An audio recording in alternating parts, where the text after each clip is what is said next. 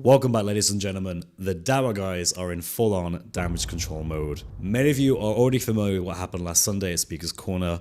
There was a huge Christian presence, bigger than anything we've ever really seen before, or at least in a long time, since before I've been there, where the majority of people at Speaker's Corner were no longer Muslims, which is what we usually see, where there are more Muslims compared to any other group. But for this particular day, there was now more Christians than anyone else. This was in part because of a protest where Muslims prior, the week before, had attempted to set a Christian preacher on fire by trying to light a Israel flag that he had around his neck, and decided to grab a Bible and rip it to shreds and throw it on the floor. As you can imagine, Christians weren't very impressed with this, so many Christians descended on Speaker's Corner, proclaiming that Christ is king, and Muslims were basically just sidelined. Now, although Muslims did their absolute best not to engage some of the biggest names in Christian apologetics, with hundreds of thousands of subscribers and an immense amount of social influence on YouTube and TikTok and other platforms, there were some instances where Muslims did actually debate.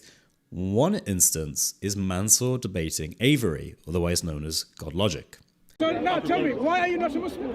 I'm not a Muslim because Avery, did you say your name is? Yes, sir. Avery, I'm Mansur.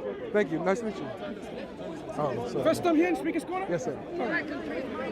Just stay there, stay there. Hold on. Can I Stay there. Don't forget the cameras. Have a conversation.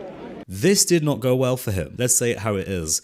Mansur struggled immensely in answering a single question, and eventually pretended to be insulted and then walked away. What made this even more worse for Mansur and the Darawise team is the fact that this video currently has around 200,000 views on God Logic's channel. Mansur also put the video up, and as of the time of making this video, it has just under 8,000 views. Obviously, his Muslim fan base didn't really think he did that well, whereas the Christians think that God Logic did incredibly well. This might explain the reason why Mansur has made his latest video, where he explains to the camera why he did so poorly, and he tries to justify his reasons for losing the debate. How do we know this? Because it's over an hour-long video where he just explains and tries to defend himself and excuse his poor behavior and his poor debating skills. But before Mansur gets into this, he starts off by trying to explain the background for exactly what happened last Sunday and why it happened.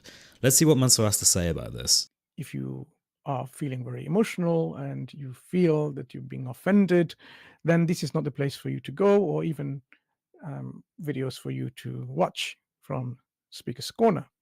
Okay. Now, having said that, we have always been working with the authorities there to get those people who are disturbing the peace in Speaker's Corner, to put them through the eyes of justice. If people are committing criminal behavior, they should be appropriately taken care of by the authorities. The police are there constantly, and every week they're there, because the reason being there's constant provocation by certain Christian missionaries, and it seems like this is the only way of preaching their gospel, by provoking the Muslims.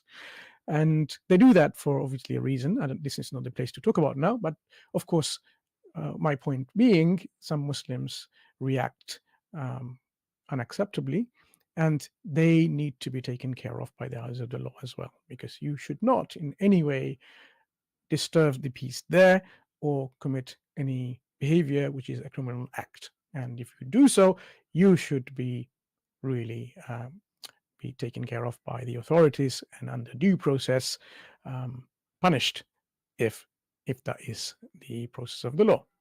So Mansur does accept that there are violent Muslims at Speaker's Corner, and he's aware that it's an issue, which is refreshing at least, because I've never actually heard Mansur ever condemn this behavior or even talk about it. But I think at this point he's been forced to talk about it because too many Muslims are asking him, why was there so many Christians at Speaker's Corner and why was there a protest? What was the protest about? Why has a Bible been destroyed at Speaker's Corner, and why was a Christian preacher almost set on fire? So he has to acknowledge that actually there is a real issue with Muslims and violence at Speaker's Corner. Now he tries to explain this away by saying, well, we don't engage with that violence, so it's okay. Not only do we not engage with the violence, but we work with the police where, we want the bad people kicked out too. This is, I find, incredibly convenient for Mansur and others. They don't really have to say anything, which is why I think for the most part they haven't said anything other than just recently in this video. It's convenient for them that they have a large Muslim presence that actively gets violent with Christians. It's convenient for them. It scares away Christians, so they're free to prey on the vulnerable new Christians who have no experience debating at Speaker's Corner,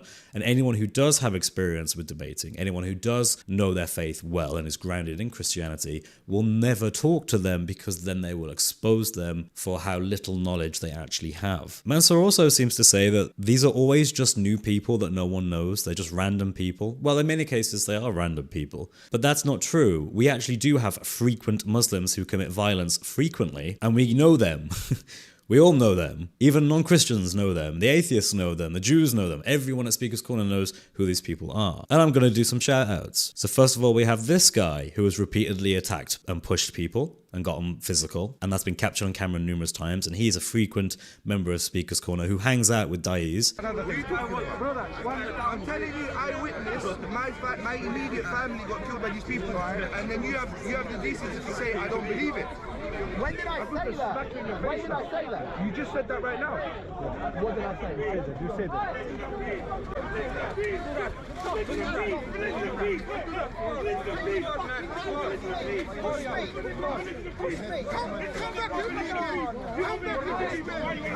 Then we have Idris, who has gotten a little bit physical every once in a while, as this video can show you. So yes, he's also a frequent member of Speaker's Corner, and yes, we do know him. In your hadith, that say, now notice the pushing, notice the pushing, notice the pushing, notice the pushing. It's all going to get argy-bargy in a minute, and then they'll be trying to blame me. You are pushing, literally pushing, literally pushing. You're pushing. Alex, walk away, bro. Walk away, bro. It's going to get violent. I can bully.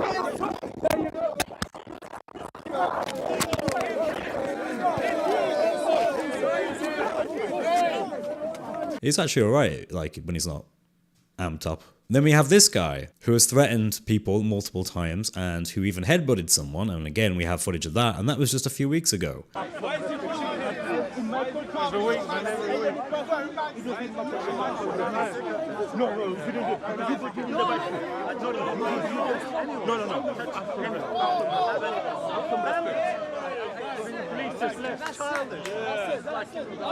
Muslims like Mansur won't ever draw attention to this because they're aware that there actually are people they hang out with, people they associate with who are actually physically violent. So that's disingenuous and completely false coming from Mansur, which is what we would expect at this point. Also, in that very same weekend at Speaker's Corner, there were instances of violence, and guess who they came from? They came from Muslims. One instance was a man who took his belt off and tried to whip people. Let's continue. So last week, apparently, they came to Reclaim, and they came from America, a group, and this is how we see them reclaiming Speaker's Corner. Just to give you some examples.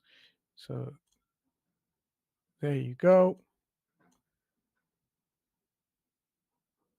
What are they doing? So a group have come. They seem to be, or may have spoken something earlier or something, as you can see. Okay, this is another discussion happening. So as the beginning, as you can see, people have come here. I don't know what they have been taking or smoking earlier on, and that's the way they've been trying to reclaim Speaker's Corner here. Now, I don't know why Mansur does this, but he's trying to imply that it's bad to chant or to get passionate in a group setting where you're jumping up and down, you're screaming Christ is King, that this is somehow a negative thing. Mansur, this is what Muslims do week in, week out at Speaker's Corner, and have been doing it for years, probably decades. And you're aware of this because you're there and you see it. So not liking it when Christians do it, but liking it when Muslims do it tells me that you're two-faced. You're not trying to be genuine. You're trying to have one face for one group of people and another face for another group of people. It's disingenuous, it's dishonest, and it's two-faced. Funny how Mansur didn't have an issue when Muslims did it, but he has an issue when Christians do it. Mainly because he's worried that there's an actual unified Christian presence. And that's a scary thing for Mansur. Now Mansur actually goes through a few different clips.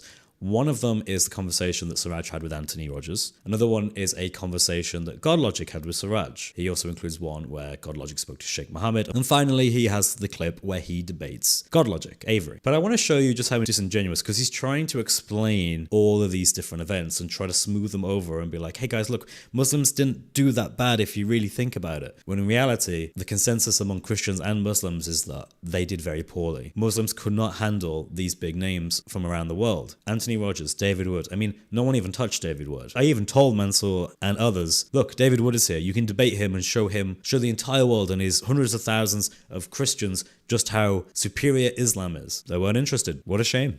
It's almost as if they know they can't debate. So let's see what Mansur has to say about Anthony Rogers and Siraj. The term God in Scripture is used in more than one way. Just like the word man can be used in more than one way. Think of the term Adam in the Bible. Adam is the name on the one hand for the race. On the other hand, it's used for the first man. So if I say to you, are you the son of a man? And if I say, are you the son of man, are those the same question?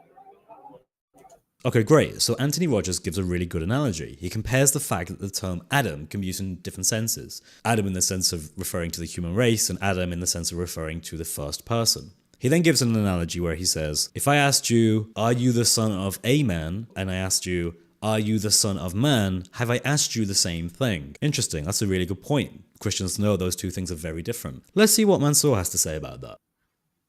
Are you man? Are you the son of a man? I hope the Christians really see the distinction there, because I don't see how this is making a huge distinction here. What? Do you guys just see what he did? Are you man? Are you the son of a man? No. Anthony Rogers says, are you the son of a man? Are you the son of man? Notice the distinction between the indefinite article and the definite article. Mansur totally butchers this, and as far as I can tell, intentionally changes it as to not properly represent Anthony Rogers at all. Again, he's either being deceptive here, or he just has a comprehension problem. Which one is it, Mansur? Anthony Rogers was very particular and clear with his words, but you can't even give him the benefit of the doubt of quoting him properly. It's all of the Father. Now, that's the question. Let's see. You're right. He doesn't need to. Let's see if he does, though, because he promised he would. Yeah, let's see if he does. Go ahead. Go ahead. So just some points here. As you can see, he knows. He came to Speaker's Corner knowing who Sheikh Mohammed is. Someone who, Muslims consider him to be a scholar. And he knows that. So he knows how to approach an individual who's respected in the Muslim community as well as in Speaker's Corner as someone who's knowledgeable, because he's done his, he's been learned in institutionalized way of learning. He's been learned in an institutionalized way of learning.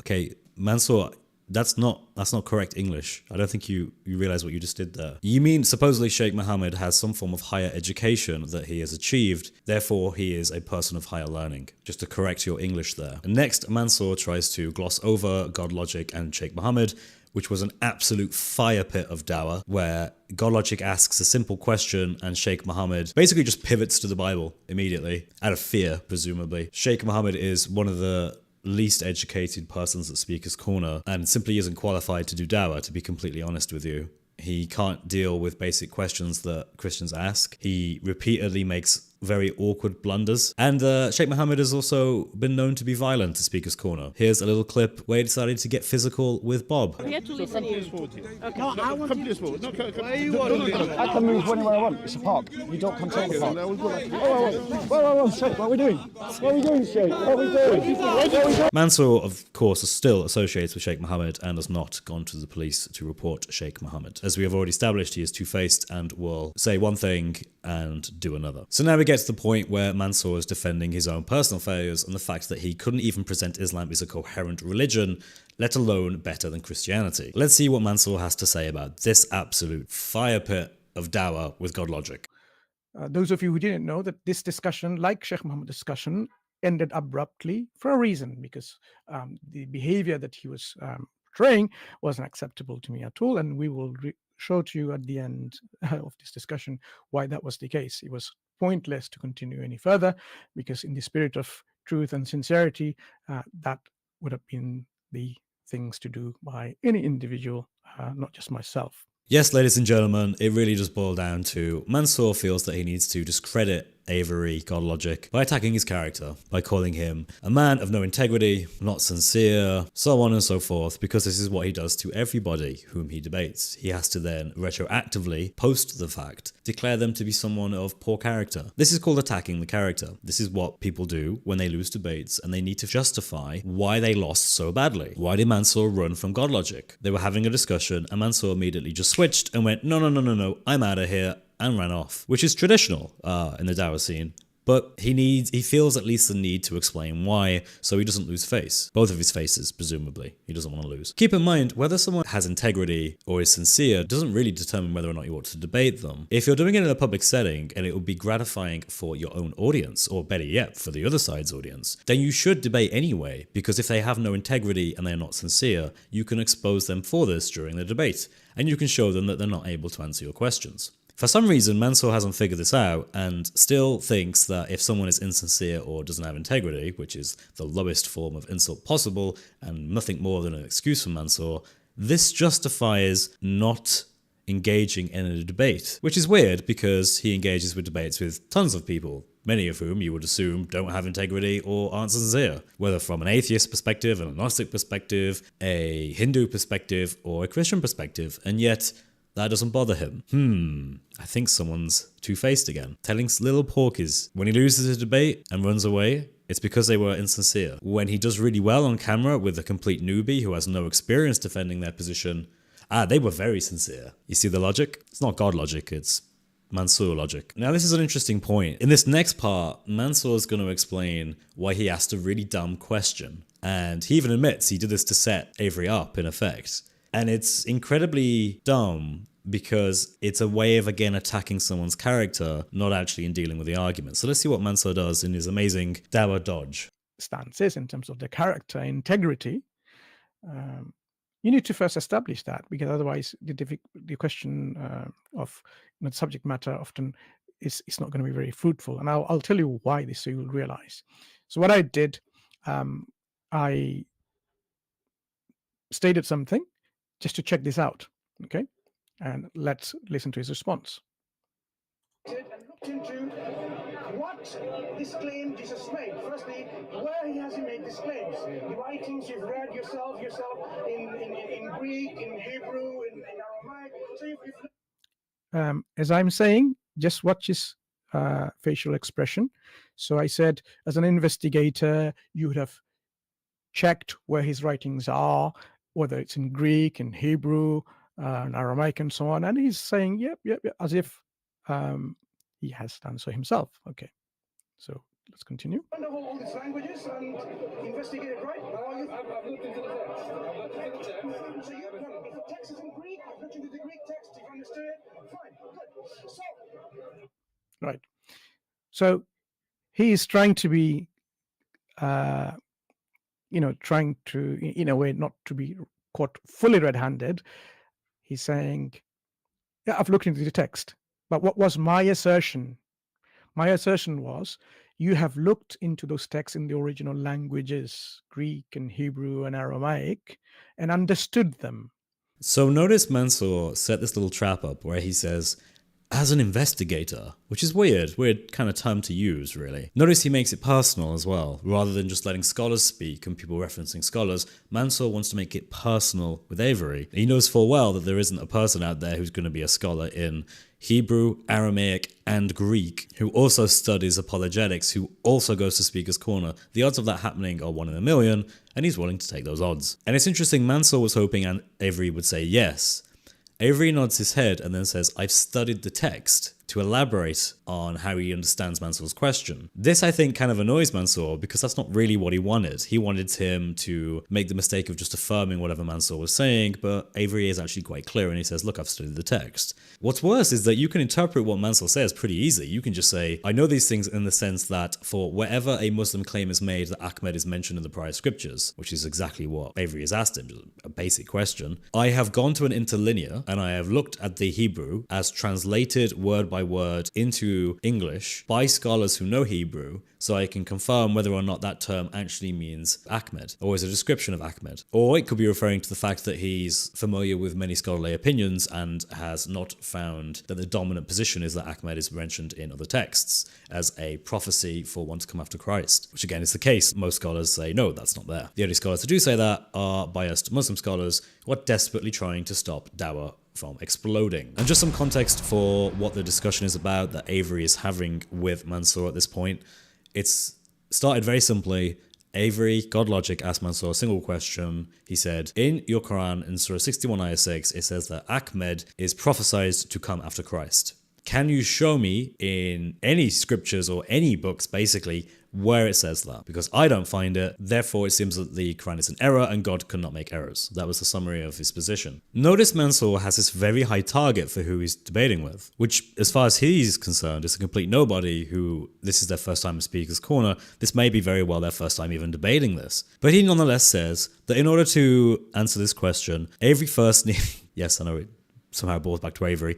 Avery first needs to be an expert in Hebrew, Greek, and Aramaic before he even begins to look into this, because otherwise he cannot be a sincere investigator. See, again, attacking Avery's character right from the very beginning. But notice he actually doesn't apply the same standard to himself or any Muslim who does the same thing. If a Muslim, say for example Mansur, comes across Surah 61 Ayah 6 or Surah 7 157 and asks, I wonder where I can find these things that are prophesied in previous scriptures. To which then he decides to become an investigator and to look into this. According to Mansur, the only way he could ever do that is if he knew Hebrew, Aramaic, and Greek, which of course he doesn't. So what does that mean? Well, it means that Mansur, by his own standards, is not an investigator and has never investigated this issue, and yet he's now debating someone on it. In other words, Mansur's own criteria for what it takes to be able to answer this question, he himself doesn't meet, which means that he himself is not a sincere investigator of this question, and he himself has not looked at the evidence. But yet he's debating with Avery about why he's wrong in his own investigation. Avery actually has looked at this. Mansur, I don't think, has at all. I mean, by his own standards, he couldn't even begin to look at it. So Mansur has just argued himself out of the debate. He's basically said, I'm not even qualified to even begin to look at this question. Again, this is two-faced. The requirements he sets for his opponent are not the same requirements he himself plays by, because he's not being honest. Are we surprised, ladies and gentlemen, at this point? And he should not just only have a biased belief that New Testament is the only book that contains all the statements of Jesus Christ, what he said and what he did, and they're all reliable.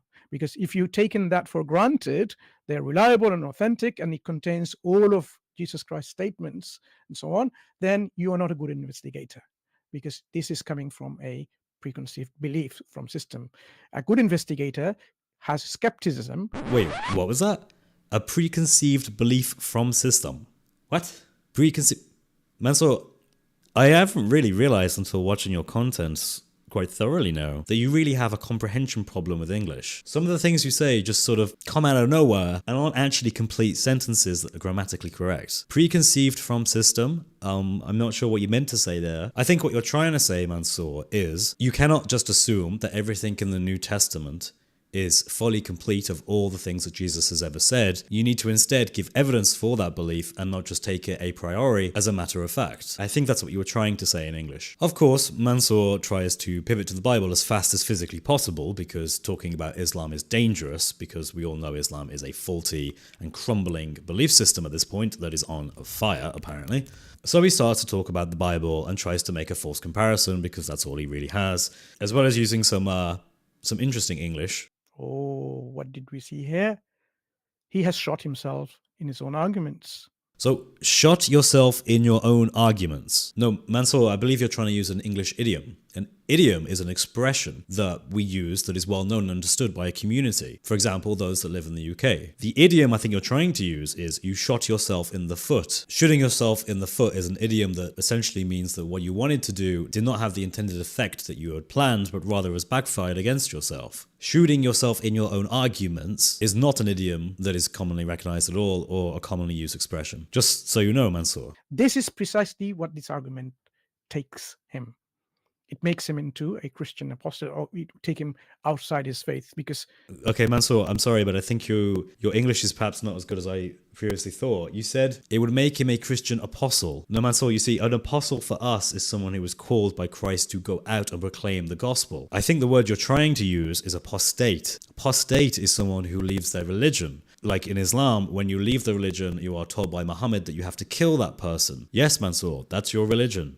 That's what you believe. Because if someone is dishonest, not truthful, then they will bring in things which are not necessarily true and correct, because it's all about a show and theatrics. They'll try to, fool you and deceive you with their erroneous replies and arguments. Now, Mansur, you talking about theatrics and how everything is just a show is a classic example of what we call projection. You are, without a doubt, one of the most theatrical people there is at Speaker's Corner. The way that you speak, the way that you move, the way that you address the audience rather than the person is a classic example of theatrics. Which is interesting why you use that word about Avery, given that's what you do. And again, when a Christian is ever so slightly theatrical, then this is something he immediately condemns. But if he does it as his standard way of giving dawah, it's completely acceptable. Why does he hold these two opposing views? It's because he is two-faced. He isn't able to present a coherent view. He changes his view depending on the context of who is speaking. If a Christian does it, it must be bad. If a Christian is chanting, that must be bad. If a Christian is being theatrical, that must be bad. If a Christian interrupts, that must be bad. But if Mansur is being theatrical, that's good. If Muslims are chanting, that's good.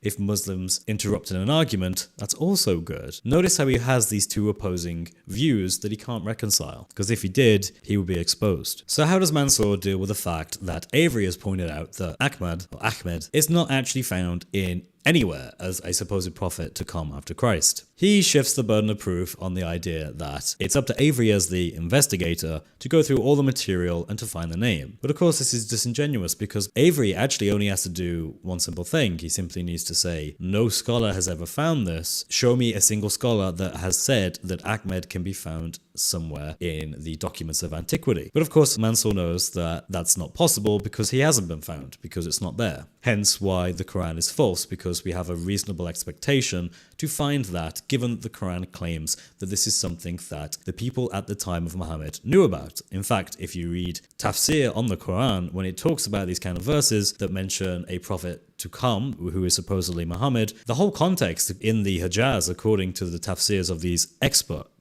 scholars, say that this was well known among the Jews and Christians. They knew that Muhammad was this person who was supposedly meant to come. They just denied it and pretended it wasn't happening because they didn't want to acknowledge it. So the Quran actually makes multiple claims that Muhammad is prophesied going back to the time of Christ, and indeed in the Torah, and the Jews and Christians at the time of Muhammad knew about this and were fully aware that Muhammad was that person. We also know from the Quran, plain and simply, Surah Al-Baqarah ayah 41 says that the Jews and Christians had the scriptures that were given to Isa and Musa, the Torah and the Injil, with them at the time of Muhammad. Even one of the verses that talks about Muhammad being prophesied, Surah 7, ayah 157, says that Muhammad is prophesied in the text, the scriptures that they have with them, that are written. So the Injil and the Torah are indeed present at the time of Muhammad and supposedly do include prophetic statements about Muhammad coming.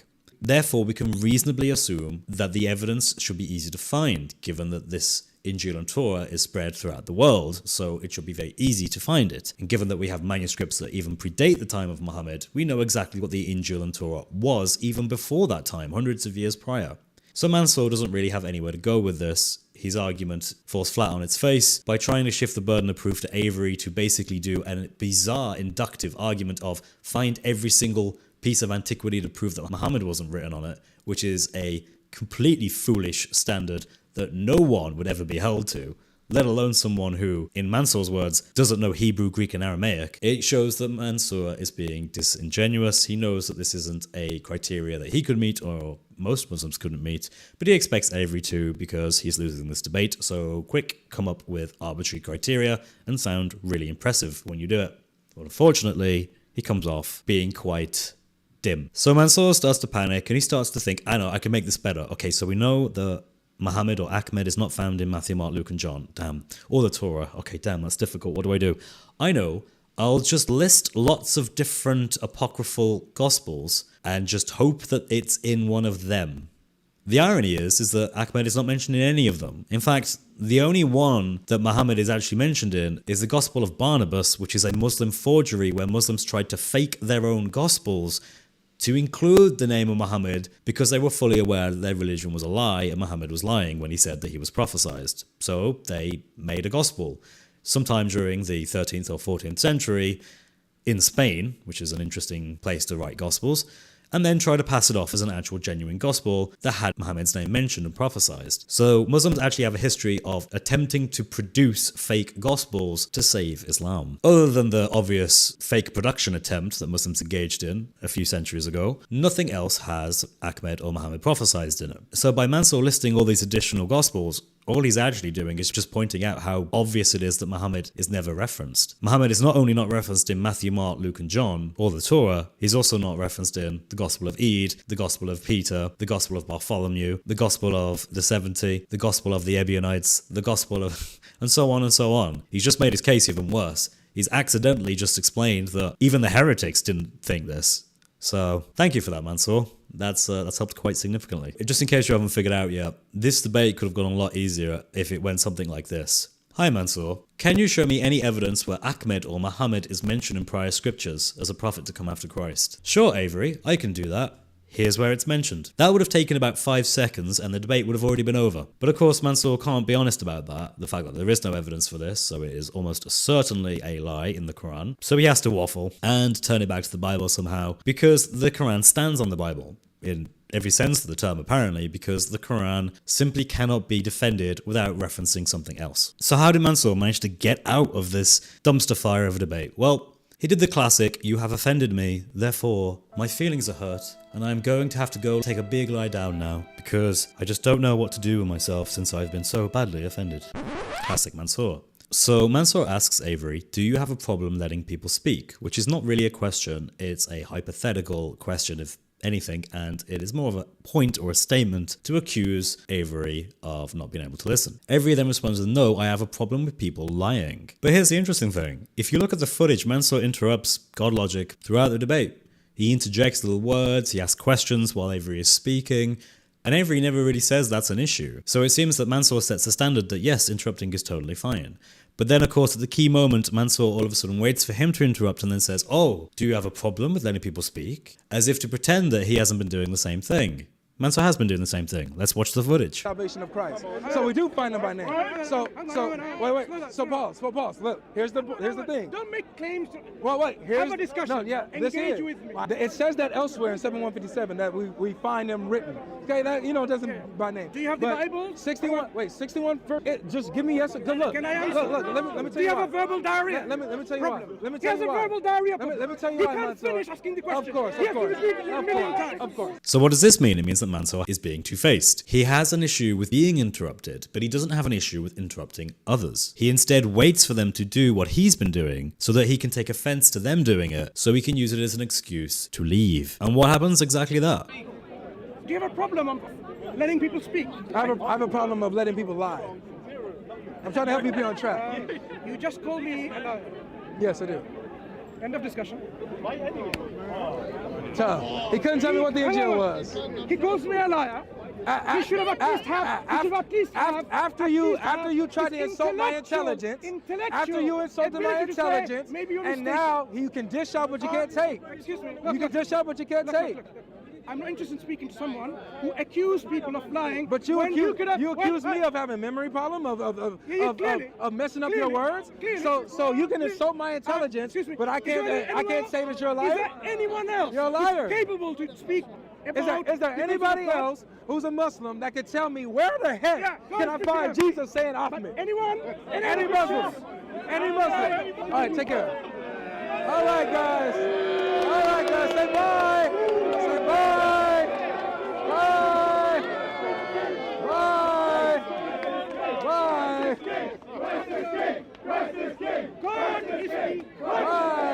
Avery says that Mansur is lying because Mansur is saying that Avery has never been interrupted by him through this debate or has not been interrupted by him repeatedly. But the footage shows that Avery was interrupted by Mansur.